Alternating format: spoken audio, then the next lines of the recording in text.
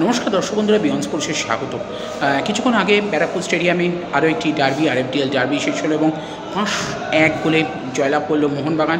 মোহনবাগানের হয়ে জোড়া গোল দেওয়া হয়েছে সোহেলকে, যদিও একটা গোল আমাদের চোখে শেষ মুহূর্তে টাচ লেগেছিল সেট। তো যাই হোক, আপাতত অফিসিয়াল যেটা, সোহেলের জোড়া গোল, একটা গোল শিবাজিতের, একটা গোল দিব্যেন্দু বিশ্বাস এবং একটা গোল টাইসনের। মোহনবাগানের সবকটা গোলই কিন্তু ফ্রিকিক বা কর্নার থেকেই হয়েছিল এবং ফ্রিকিক থেকে বেশ কয়েকটা বিশ্বমানের গোলও হয়েছে। ইস্টবেঙ্গল একদম শেষ মুহূর্তে মাসি করার আগে একটি গোল শোধ করেন আমানসিকে। এবং আজকের ম্যাচ শেষে তবে একটা জিনিস, ভালো জিনিস চোখে পড়লো যে ইস্টবেঙ্গল গোলরক্ষক রনিত সরকারকে কিন্তু মোহনবাগান কোচ বাস্তব রায় কিন্তু শেষে গিয়ে তাকে কনসোল করলেন, যেটা একটা যুব ফুটবলারের জন্য কিন্তু তাকে উদ্বুদ্ধ করবে অন্ততপক্ষে ভবিষ্যতে আগামী দিনে আবার ভালোভাবে ফেরত আসার জন্য। এবং এই যে জিনিসটা তিনি শো করলেন বাস্তব, সেটা তাকেও কিন্তু কুর্নিশ জানাতে হয়।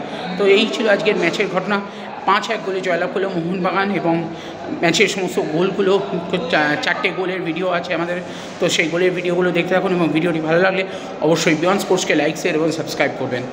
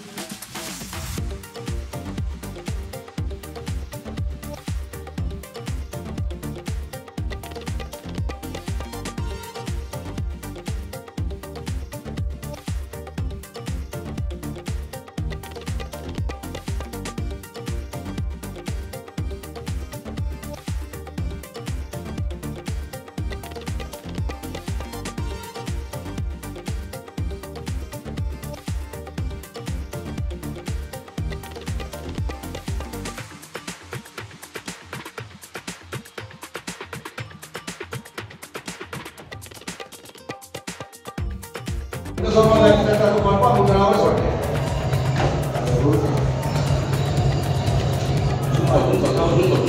Ini ya. Itu mana? Ini ya. Ada lah. Ini ya kami tadi dulu itu.